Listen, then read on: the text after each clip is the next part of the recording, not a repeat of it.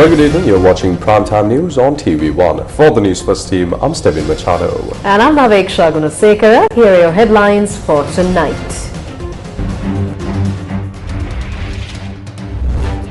Chamari's over that propelled Sri Lanka to victory. Enough, it's a power failure and it's caught.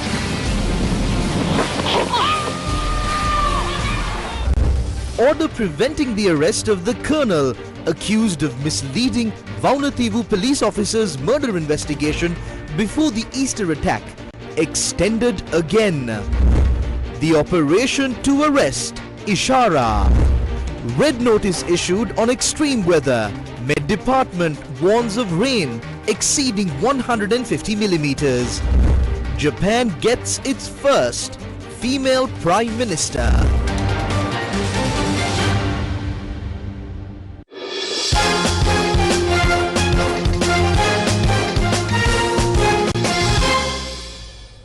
In a top story tonight, Sri Lanka has won again. This brings them even closer to reaching the semi-finals of the Women's Cricket World Cup tournament. Bangladesh was defeated by 7 runs. Its own history. Yes, it's a wicket. Will she? Oh, that could be tight as well. Enough, it's a power failure and it's caught. Another one. Sure, it's a legal delivery. And she does. Sri Lanka. Can you believe it? Over Bangladesh. Shamari Atapathu's final over completely turned the fate of the match upside down, making it the talk of the town overnight all over the world. The match was played at the Navi Mumbai Stadium in India. The toss also went to Sri Lanka. Shamari chose to bat first. Chamari and Hasini Pereira built a 72-run partnership for the second wicket. Chamari Atapattu, who scored 46 runs, entered the record books as the first Sri Lankan female cricketer and the fourth Asian player to cross the 4,000-run mark in the ODI arena. Hasini Pereira, who scored the highest individual score, made 85 runs, including 13 fours and 1 6. Sri Lanka was all out for 202 runs. In Bangladesh's reply innings, the first 3 wickets fell for just 44 runs. Nigar Sultana scored 77 runs while Sharmin Akhtar scored an unbeaten 64 runs. Bangladesh needed 9 runs to win the match, but only the final over remained. Taking the burden of captaincy once again, Shamari stepped onto the field to bowl the decisive final over. She took 4 wickets in the first 4 balls, astounding everyone tuned into the match. Bangladesh could only manage to score 195 runs for the loss of 9 wickets in their 50 overs. The 202 runs scored by Sri Lanka secured their first victory in this tournament yesterday. Bangladesh's hopes of entering the semi-finals were dashed. Another one. Sri Lanka's captain Chamari Atapattu. When the 49th over started, we had a 25% chance of winning the game. The over bowled by Sugandhika brought the game our way. I tried my best to bowl at the stumps and bowl yorkers. That was successful. I bowled to Jyoti after placing the long off-fielder back. We succeeded in dismissing Jyoti at the moment. Australia, England and South Africa are now in the semi-finals. The 4th team to enter the semi-finals will be decided by the results of the upcoming matches played by India, New Zealand, Sri Lanka and Pakistan. All matches are being broadcast live on TV1, the official local broadcasting rights holder of the 2025 ICC Women's Cricket World Cup, and streamed online via www.sirasatv.lk.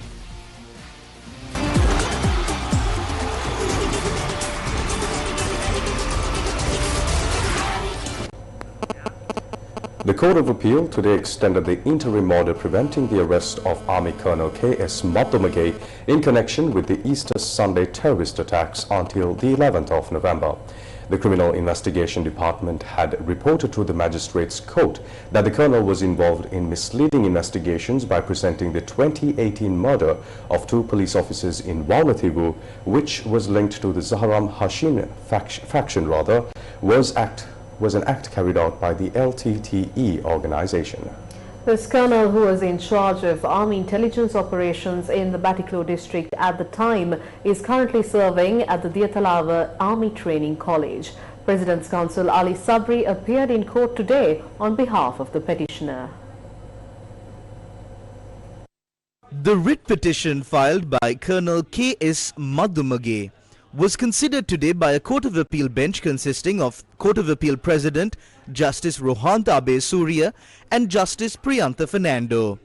Among those named as respondents in the petition are the Secretary to the Ministry of Public Security Ravi Seneviratne and the Director of the Criminal Investigation Department Shani Abe Sekara. When the case was called today, Deputy Solicitor General Suharshi Herath, appearing for the respondents, requested court to suspend the ex parte interim order that has been issued, which prevents the arrest of the petitioner. She informed court that limited objections regarding the matter have been filed. President's Counsel Ali Sabri, appearing for the petitioner, pointed out that his client is an experienced and capable intelligence officer with 29 years of service in the army. The President's Counsel pointed out that there is no evidence to warrant his arrest in connection with the investigations into the Easter Sunday terror attacks. He further stated that two of the respondents named in this petition, Ravi Seneviratne and Shani Abe Sekara, had also previously filed fundamental rights petitions in the Supreme Court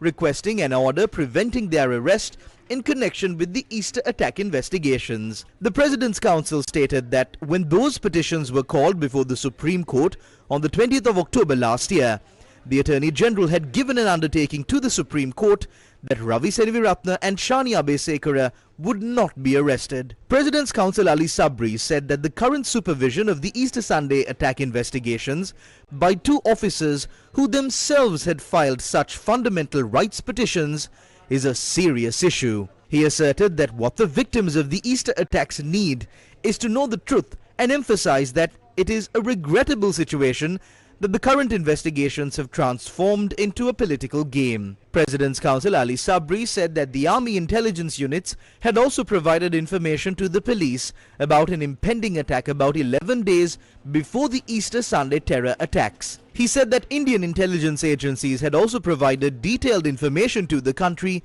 including the locations where the attacks would occur and the people involved. However, President's Counsel Ali Sabri charged that the attack could not be prevented due to the inefficient conduct of the police. The President's Counsel said that a new investigation has been initiated following a program aired by the British Channel 4 network regarding the Easter attack. He also said that it has become a habit for the TV channel to broadcast various programs that discredit Sri Lanka's security forces around the time of every annual session of the Geneva Human Rights Commission. He further stated that the current investigation by the Criminal Investigation Department is based on a statement made to Channel 4 by a person named Azad Maulana, who had fled Sri Lanka and is currently seeking political asylum in Switzerland. The President's Counsel also recalled the report of the committee headed by Supreme Court Justice S.I. Imam to ascertain the truthfulness of Azad Maulana's statement regarding the Easter attack. He said that the committee conducted the relevant investigations and unanimously recommended that the statement had no basis or validity. At that point, the President of the Court of Appeal, Justice Rohanta Abe Surya, posed a question to the Deputy Solicitor General Suharshi Herath, who was appearing for the respondents, and inquired whether there was any preparation to arrest the petitioner in connection with these investigations. The Deputy Solicitor General replied that the decision on whether to arrest the petitioner or not should be made by the investigating officers. She also said that the Criminal Investigation Department submitted a detailed B report consisting of 68 pages to the 4th Magistrates Court on the 22nd of July, and that the B report contains a number of detailed evidence summaries. She informed the court that the B report includes investigative information regarding the petitioner as well. She stated that the investigation regarding the petitioner army officer concerns the incident where he allegedly provided misleading information to the police, indicating that the 2018 murder of 2 police officers in Vaunathivu was carried out by the LTTE organization. The Deputy Solicitor General said that 2 former LTTE members were arrested and held under detention orders for investigation, but subsequent investigations carried out after the Easter attacks revealed that the police officer's murder was carried out by Zaharan's group. In response, President's Counsel Ali Sabri, appearing for the petitioner, made submissions to court, stating that immediately after the murder of the 2 police officers in Vaunathivu, it was widely believed to have been carried out by the LTTE organization. The President's Council stated that it was the police, not the petitioner, who initially arrested the two former LTTE members in connection with that incident. He added that the police had obtained detention orders from the Defence Secretary to detain and investigate the two suspects. President's Counsel Ali Sabri stated that such investigations carried out with political motives will not be able to reveal the truth to the victims, and he cannot approve of his client, an experienced army intelligence officer, becoming a victim of it. After considering the submissions of both parties, the Court of Appeal bench ordered the Deputy Solicitor General to present a report to court at the next hearing regarding the current status of the investigations being conducted on the petitioner Army Colonel. In addition, the bench informed both parties to take steps to file written submissions by the 6th of November regarding the request made by the respondents to vacate the interim order issued in connection with the case.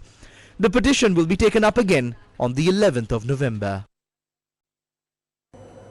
4 suspects have been taken into custody for allegedly assisting Ishara Sewandi, the main suspect in the Ganemulla Sanjeeva murder case, to remain in hiding. The arrests were made during operations in Jaffna and Kilinochchi. Police said that further investigations on the suspects are underway. It has now been revealed that Ishara Sewandi, the main suspect in the Ganemulla Sanjeeva murder case, remained in the northern province for 3 days following the incident. Officers said that after the murder, Ishara first travelled to Mathugama and later to Midigama before staying in 2 separate houses in Kilinochchi. Meanwhile, the court has ordered that 4 individuals arrested for allegedly assisting Ishara to hide in Mathugama and Midigama, including a police constable, her aunt and a person named Mathugama Shan, be remanded until the 24th of this month. Ishara Sewandi, along with Takshi, JK Bai, Gampaha Baba, Jambugas Mulle Babi and Jaffna Suresh were taken into custody on the 13th of October in Nepal during a special operation conducted jointly by the Sri Lankan police and Nepalese security forces. The operation was supported by Additional Police Superintendent Rohan Olugala and Police Inspector Gihan De Silva.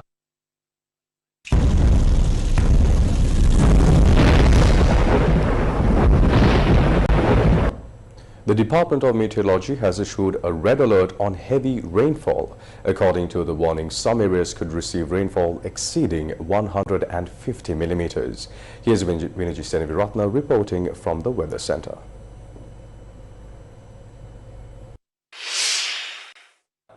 We are continuing to keep a close eye on the developing weather conditions around the island. The Department of Meteorology has announced that the disturbance in the lower atmosphere located to the east of the island has now intensified into a low pressure area. Issuing a red advisory for heavy rains, the department stated that this weather system is expected to continue developing further.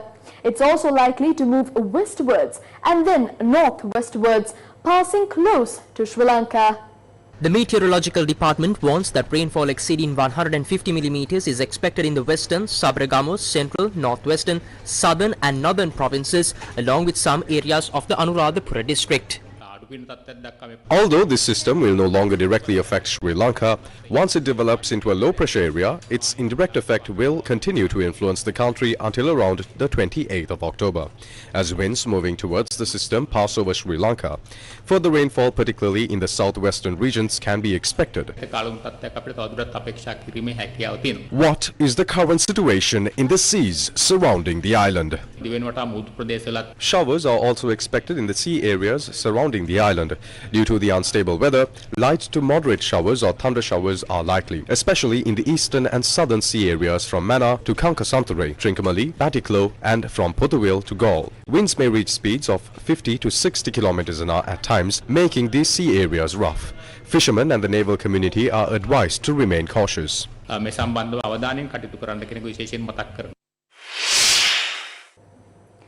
Due to the ongoing impact of the rainy weather, landslide warnings under Stage 1 and Stage 2 have been issued for several divisional secretariat divisions across 11 districts. We are now taking a closer look at those areas under warning. The National Building Research Organization warns that landslides may occur in the districts of Badulla, Colombo, Galle, Kandy, Kegalle, Kurunegala, Matara, Kalutara, Matale, Nuwara and Ratnapura.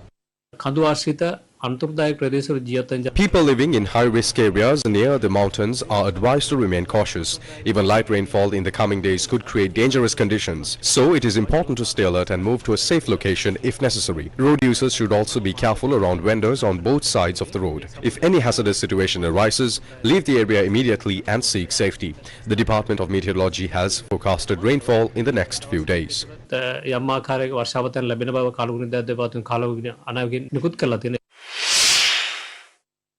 3 people have died due to the heavy rains. The Disaster Management Center reported that 8,346 people across 6 districts have been affected.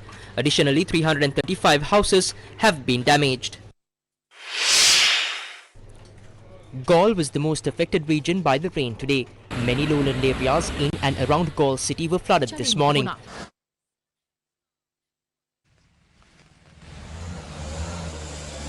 The Alutwala weekly fair in Galle is completely submerged and the Alutwala Hikadu road was also flooded in several places. Rathgama Junction was another location that was inundated. Flow of traffic was disrupted along many roads in Habaradua and Imaduwa. Newsfirst correspondents reported that Wadua and surrounding areas as well as many roads are flooded. Traffic was obstructed on the Galle-Colombo Main Road as one lane was submerged in the Thalpidia area. Albert Gunatilaka Veeragama Road and surrounding roads in Wadua were flooded from this morning and several houses were also submerged. Many shops along the Galle Road between Payagala and Maggula have been submerged. The road in front of the Kande Viharya in Alutgama is flooded due to the lack of a proper drainage system. Anandamavata IDH Road and several other areas near Putlam town were also flooded.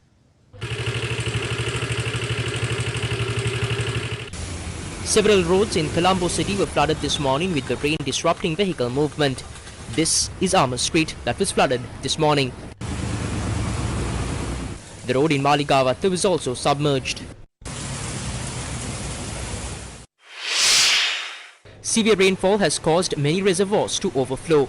6 spill gates of the Rajangane reservoir are currently open, releasing water into the Kala Oya. The road from Avukana to Vijitapura was submerged due to the overflowing of the Kala Oya. Police said that the flow of traffic along the road has been suspended. 2 spill gates of the Kala Oya remain open. 4 spill gates of the Thabbova reservoir are open. Newsfirst correspondents reported that 3 spill gates of the Pulgula reservoir have been opened.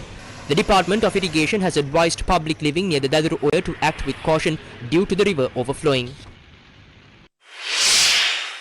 Part of the Kandiasgiri road at the Dudamwala lane had collapsed. Area residents said that a part of the road sank last night.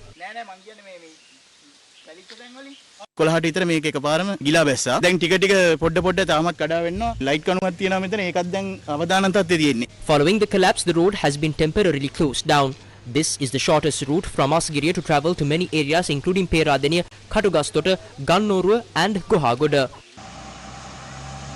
Along the Passara Lunugala road due to rocks and mounds of earth sliding down at the 13th mile post. The Disaster Management Centre of the Badula district advised people to proceed with caution. CCTV cameras captured the moment where a wall of a house in Bovala Gampula collapsed. A rock fell onto a house in the Divitura Pansalkanda region in the Valley-Vitya Divitura Divisional Secretariat. News First with the people. The inauguration ceremony of the regional headquarters of the South Asia Cooperative Environment Program took place in Colombo. The South Asia Cooperative Environment Program officially opened its new regional headquarters in Colombo. The event was attended by Prime Minister Dr. Harunyamara Surya, Minister of Environment Dr. Dhammika Patabandi and the Director General of SASET Norbu Wonchuk and other dignitaries. As a world and more so as South Asian community, we are in it together. By geography, we are neighbors. By choice, we must collaborate to fight the crisis we are faced with. No single organization, no single country can win over the challenges caused by climate change. This new headquarters is made possible by the commitment of the leadership of all the member countries, commitment to the vision of SACEP, commitment to collaborate, and commitment to co-create a climate-resilient South Asia where the well-being of the 2 billion residents are protected and promoted. For the SACAP Secretariat, the shift into this new building represents the shift to shoulder greater and bigger responsibilities. In the journey of SACAP, the government of Sri Lanka has always been instrumental. Today marks more than an opening of a building. It represents our commitment to environmental cooperation, regional solidarity and sustainable development across South Asia. Sri Lanka, as you know, has a long history of living in harmony with nature. For over 2,000 years, our people have managed natural resources carefully, from the ancient irrigation systems that supported agriculture to the cultural and religious practices that promote respect for all living beings. Our ancestors recognized that human well-being is linked to the well-being of the environment. The engineers who built reservoirs such as Parakrama Samudra ensured that every drop of water served the people, a principle still relevant today. This approach continues to guide Sri Lanka's national vision. Our development framework, Thriving Nation, Beautiful Life, places environmental management at the center of progress and development. Prosperity for us is measured not only by economic growth, but also by clean air, safe water, fertile soil, and functional ecosystems. Through national policies, we are strengthening environmental governance, expanding renewable energy, reducing plastic pollution, and building climate-resilient infrastructure. We are also promoting a green economy that provides sustainable livelihoods, supports women and youth, and preserves natural resources for future generations. I'm confident that this headquarters will become a regional hub for innovation, policy dialogue, and action, helping countries turn commitments into results. As we open this building today, let us also open a new chapter in regional cooperation. Let this headquarters be a place where policymakers, scientists, and experts from across South Asia come together to shape a sustainable future. The inauguration of the new SACAP headquarters marks a significant achievement made possible through the generous allocation of land by the government of Sri Lanka as the host country of the organization and construction support provided by the World Bank under the Plastic Free Rivers and Seas for South Asia project. President Anurukumar Dissanayake has issued a Gazette notification amending the scopes, functions, departments, statutory bodies and state corporations of several ministries following the recent cabinet reshuffle. According to an extraordinary Gazette notification issued under the signature of President Anurukumar Dissanayake on Saturday, the National Hydrographic Council and the Sri Lanka National Hydrographic Office have been assigned under the Ministry of Defence. The Rehabilitation Commissioner General's Office, which was under the Ministry of Justice and National Integration, has been placed under the purview of the Ministry of Public Security. The National Gambling Regulatory Authority, established under the Gambling Regulatory Authority Act No. 17 of 2025, which was recently passed in Parliament, has been placed under the Ministry of Finance, Planning and Economic Development. The 4 new companies established by restructuring the Ceylon Electricity Board have been placed under the Ministry of Energy. According to the amendments to the subjects and functions, the powers to implement Online Safety Commission and the Online Safety Act No. 9 of 2024 have been assigned to the Ministry of Digital Economy. The Ministry of Digital Economy is under the direct purview of the President. Sri Lankan Airlines and its subsidiaries, which were previously under the Ministry of Finance, have been placed under the Ministry of Ports and Civil Aviation. The United National Party has awarded a new position to former Minister Harin Fernando to bring political parties together and connect them to a common program. Meanwhile, conflicting opinions are being expressed within the Samaki Jana Balawegaya regarding a potential alliance between the SJB and the UNP. The United National Party announced today that Harin Fernando has been appointed to the new post of Deputy General Secretary for Political Mobilization. This is a new position created with immediate effect. The responsibility of the new post is to bring all political parties in the country together and connect them to a common program. In addition to this, Harin Fernando has also been entrusted with the responsibility of holding 1,000 UNP rallies across the country.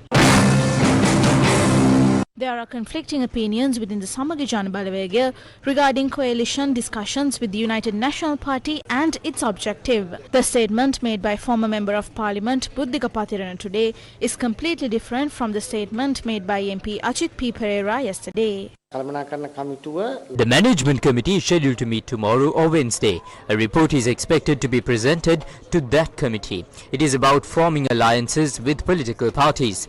This is not about forming alliances with any political party for an election. This is about how to deal with all parties, not just one, for the sake of the country's democracy, the rights of the people, and fulfilling the needs and aspirations of the people.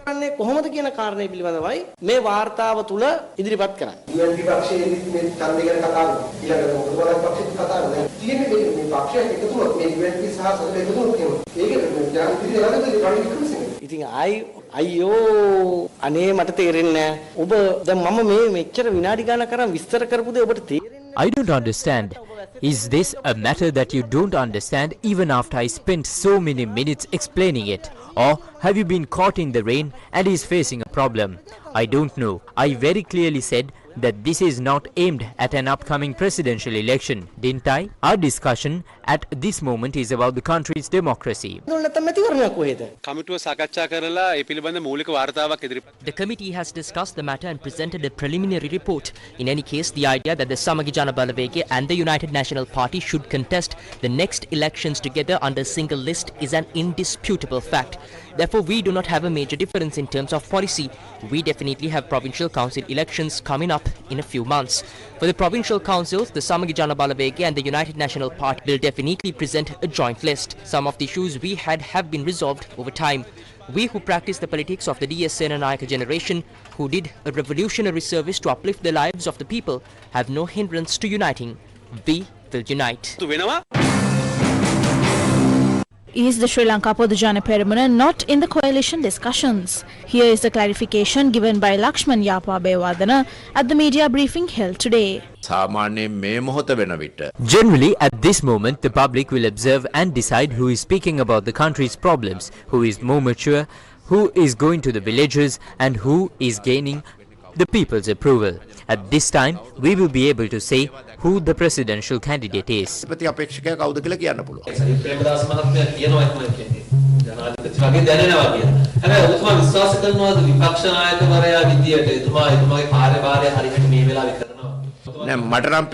මට පේනවා විපක්ෂ කාර්යභාරය නාමල් රාජපක්ෂ මහත්තයා සහ තුන් දෙනෙක් එක්ක විපක්ෂ කාර්යභාරය හොඳට කරනවා ජයසිරි ජයසේකරලා කරනවා අපේ චාමර සම්පත්ලා කරනවා මට සාමාන්‍ය මහ ජනතාවට දැනෙන දේ මට දැනෙනවා ඔබතුමා කියන්නේ විපක්ෂයේ පොදු බලවේගයක් ගොඩනගෙනවා කියලා. හැබැයි ඔය බලවේගය ගොඩනගින්න සජිත් ප්‍රේමදාස මහත්තයා බාධාවක් වෙන එකක් නැද්ද? ඒ ඔක්කොම රැඳෙන්නේ පක්ෂයේ සමාජිකයන් සහ පක්ෂයේ අනිකුත් අයගේ බලපෑම් තුල. කවුරු අකමැත්තක වුණත් කැමති වුණත් ඒ තත්ත්වයට එන බලවේගය ශක්තිමත් නම් එතෙන්ට ඒක ගේන්න පුළුවන්. Nihal Korituaku, who served as the Samagi Jana Balawege's district manager for Anuradhapura, says he has handed over his letter of resignation from that position. He said that he made this decision due to the appointment of an unsuitable person to the councillor position of the Anuradhapura Municipal Council. Out of the total number of council seats allotted to us for the Anuradhapura Municipal Council, we had only 2 male councillor posts. The fact that a candidate named Nalin, who contested on a new list, was given one of these posts instead of Indika Arunakumara has caused a significant controversy across the district. We also expressed strong objections regarding this. About 2 weeks or a month ago, the leader held a friendly meeting. A candidate who ran for the municipal council stood up and asked about a rumour that a certain individual was going to be nominated for the municipal council, saying that he was attempting to secure the councillor position by spending money, giving money to the organizer and satisfying various other people, and that this was unsuitable. A candidate from our party stood up and asked the leader about this. The leader directly replied that councillors are not nominated for money. Indika Arunakumara is the complete face of the SJB and the United National Party in the Municipal Council. He is a capable team leader in a local government body who has been committed to our party throughout. Therefore, he is very suitable. We are truly not happy that he did not receive it. The injustice done to Indika Arunakumara is very serious. It would be very good if this situation is changed. Otherwise, we see this as a big obstacle and people are reconsidering which hinders our progress. On that day at the District Executive Committee meeting, I submitted my letter of resignation from my post.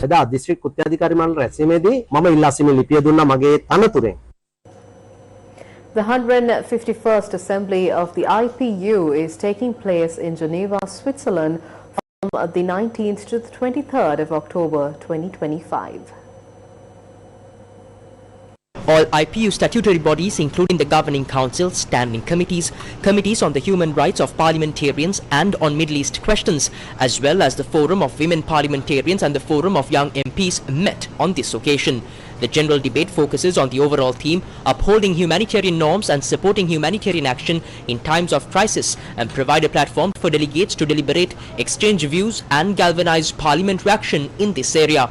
Representing Sri Lanka Deputy Minister of Public Security and Parliamentary Affairs Sunil Watagala stressed that the government of Sri Lanka is trying to move forward by achieving reconciliation among different ethnic communities. The economic crisis of 2022 tested us in a new dimension. Shortage of fuel, medicine and essential goods affected almost every household. By 2023, some stabilization was achieved through IMF debt structuring, but many families continued to struggle, demonstration and ongoing need for humanitarian action. Thus in Sri Lanka, the government, international organization, civil society groups, community and organization, ordinary citizens all have contributed in different ways, implement humanitarian action across various crisis situations. Ladies and gentlemen, presently, we as the government of Sri Lanka are trying to move forward by achieving reconciliation among different ethnic communities. For the first time in history, our government has been elected by all the communities in the country. We have been voted by the Tamils in North as well. We have a great responsibility to fulfill our mandate. We have proactively taken steps to achieve reconciliation. Further, we have identified corruption and drug trafficking also as issues to be immediately addressed. With the primary focus of upholding rule of law, we are in a process of addressing these issues as well. It is important to highlight that in our experience, while immediate relief in such as food, shelter, clothing, clean water and medical facilities as critical during crisis in especially essential address to the long-term needs to communities. I firmly believe that in diverse country in Sri Lanka, like Sri Lanka, we are bound to follow the UN fundamental rights of humanitarian actions. These principles are essential for us to achieve national goals, promote social welfare, uphold justice and ensure prosperity for our people. The Assembly will adopt resolutions on the emergency item and on the subject item taken up by the Standing Committee on Democracy and Human Rights entitled Recognizing and Supporting the Victims of Illegal International Adoption and Taking Measures to Prevent this Practice.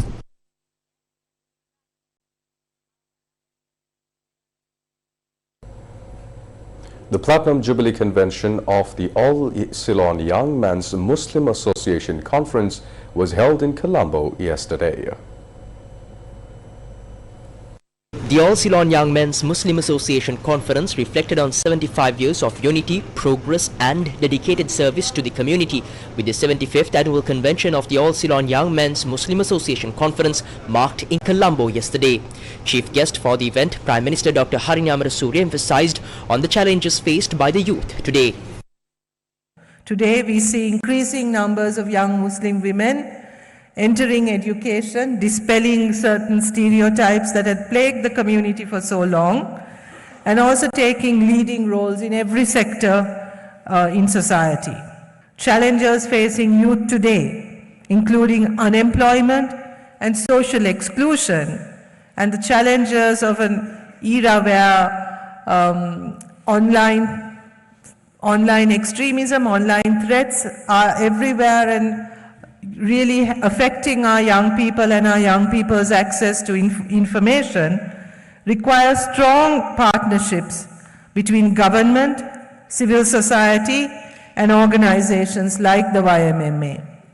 As women, we are really pleased and proud about the achievements of our women and our young girls, but we need to also worry about men and young boys, and particularly about the spaces from which they are being excluded now.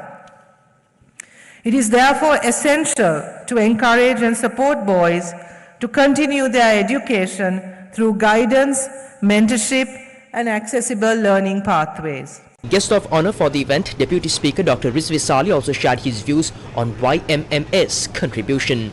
The YMMA's contribution to national development has both been visible and profound, especially in the post-conflict era when our country was healing from division. The YMMA became a bridge reaching across ethnic and religious lines, assisting in rebuilding homes and hearts alike. We all remember, and we should keep on remembering, that peace is not merely the absence of war, but the presence of justice, compassion, and opportunity. Indeed, organizations like this quietly achieve what we politicians and politics cannot achieve. They heal, they unite, and they inspire. The All Ceylon YMMA conference is national in outlook, with 102 branches spread over the length and breadth of Sri Lanka, having its national headquarters in Colombo. The central administration with its infrastructure facilities handled by permanent staff is also housed at the national headquarters. Whale watching is one of Sri Lanka's most sought-after marine attractions, drawing thousands of tourists to coastal towns each year. However, it was revealed in a recent video circulating on social media that some operators are ignoring legal safeguards and regulations. This has raised serious concerns over whale watching practices in Sri Lanka. The footage being shared widely on social media shows tourists unlawfully diving into waters close to whales, disregarding regulations meant to protect these marine giants. Sri Lanka's whale watching industry is governed by the Sea Mammals Observation Regulation and Control Regulations number 1 of 2012, amended in 2019 under Extraordinary Gazette number 2108/40. These regulations, linked to Section 30 and 71 of the Fauna and Flora Protection Ordinance, prohibit entering the sea to interact with sea mammals without prior approval from the Director General of the Department of Wildlife Conservation. Violating these rules is considered a cognizable offence under the ordinance, meaning offenders can be arrested without a warrant. Despite this, compliance appears to be largely absent. According to behavior experts, these actions can agitate and distress these sea animals. Mudita Katuavala, Executive Director of the Pearl Protectors, said today that weak enforcement of necessary regulations has allowed such illegal practices to grow, putting both whales and tourists at risk. Over the last 10 years, beyond the usual whale watching, this lucrative industry has been growing, where individuals and entities have been going out into the sea in different small boats and letting visitors jump into these whales, letting them swim and snorkel. How this happens, these individuals who do these activities, they charge, it's a very deceptive way of communicating to the visitors, and they usually tend to explain or tell these visitors that they have all the permits from the department and the Coast Guard, whereas no such permits have been issued. So this leads to these visitors unknowingly accepting such experiences, and they pay large amount. Usually this happens mostly in Miris area. The Department of Wildlife Conservation is the mandate agency to stop these activities, but then of course we understand that there is a lot of limitations that the department is also facing, which is where everyone has to act. Whenever you see an advertisement running, you do have to let the Department of Wildlife Conservation know so that legal action can be taken. Because if we don't stop this now, we are not going to have any whales in our waters in the near future. And over the last decade, these activities have increased exponentially. And if we let this happen for the next few years even, we will lose a lot of our whales. What we are seeing is a decrease of these blue whales in our waters over time. During the last decade, we have seen a significant decrease. We all should stand against these illegal activities, because if we continue these illegal activities, if we let these illegal activities continue, we will surely lose our whale population. The launch of the book titled My Journey, authored by Rosiripala Tennakoon, took place at the Mahavali Centre in Colombo. Former President Maithripala Sirisena, former Prime Minister Dinesh Gunawardena, Dr. W.A. Vijayawardena, former Minister Anura Priyadarshana, leader of the Sarvajana Bala Dilip Jayavira, former Minister Karunasena Kudituaku, retired Rear Admiral Sarath Veerasekara, former Minister Bandula Gunawardena and former Speaker Karu Jayasuriya were among those who attended the event. Specific individual, it has never been that. In Sri Lanka, Honorable Dinesh, was something that came. You will be shocked at the price that is. This is the history. I'm not doing this to simply write a book and get glory out of it. This is only for the purpose of sharing my experiences. I hope that these experiences will be useful to future generations. I pray that it will be useful to them.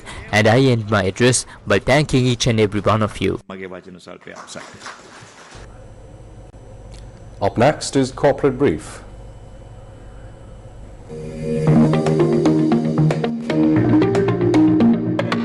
Brown CV has completed the largest electric vehicle delivery in Sri Lanka, handing over vehicles to customers at an event held in Colombo. The delivery marks a step forward in the country's move towards sustainable transportation. With more EVs scheduled for delivery, Brown CV is helping to meet the growing demand for energy-efficient mobility in the region.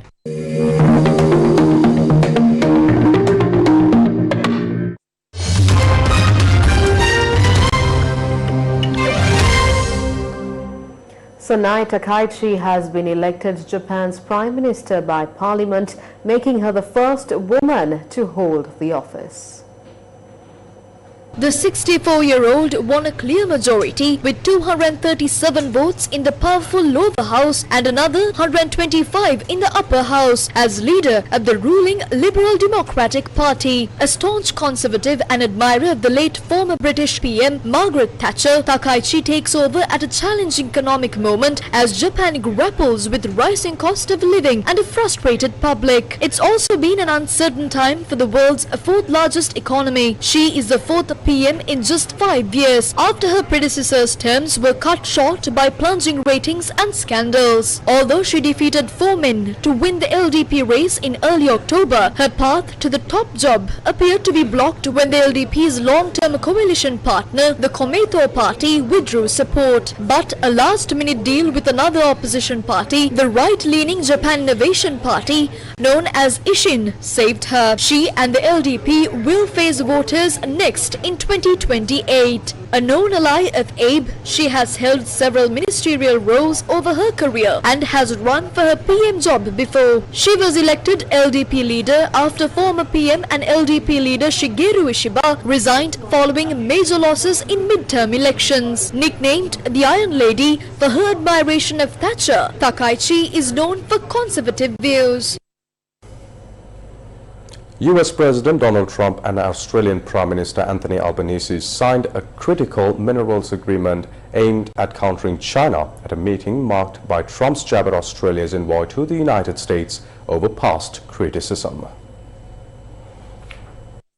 China loomed large at the first White House summit between Trump and Albanese, with the US president also backing a strategic nuclear-powered submarine deal with Australia to bolster security in the Indo-Pacific. We've been long-time allies, and I would say there's never been anybody better. We fought wars together.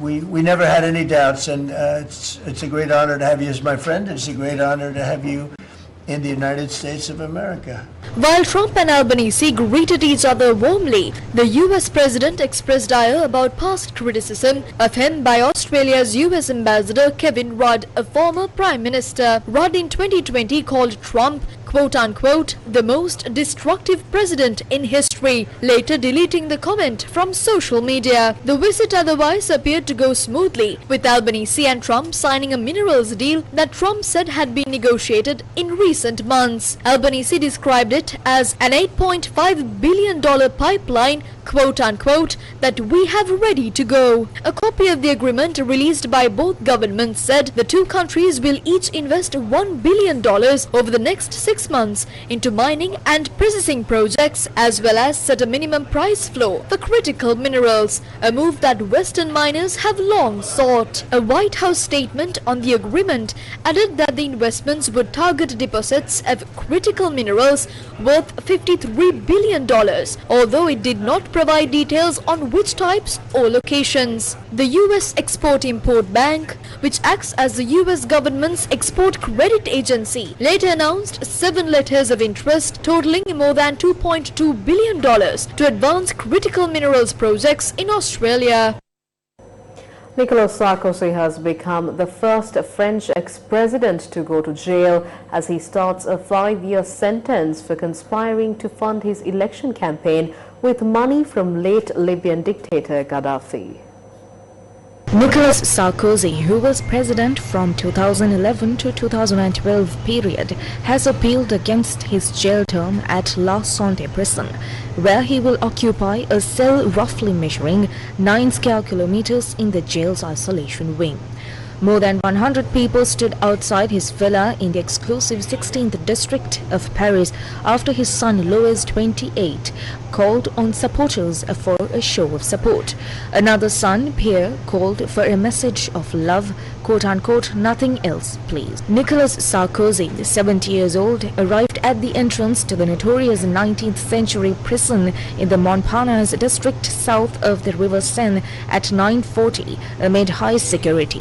He continues to protest his innocence in the highly controversial Libyan money affair and posted a message on X as he was driven to the jail saying, quote, I have no doubt truth will prevail, but how crushing the price will have been, unquote.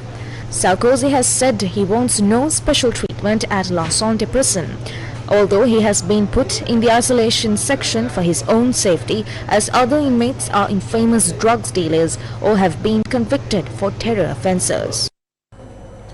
And with that, we wrap up primetime news for tonight. For the Newsfirst team, I'm Stephen Machado. I'm Naveksha Gunasekar. Thank you for watching. Good night.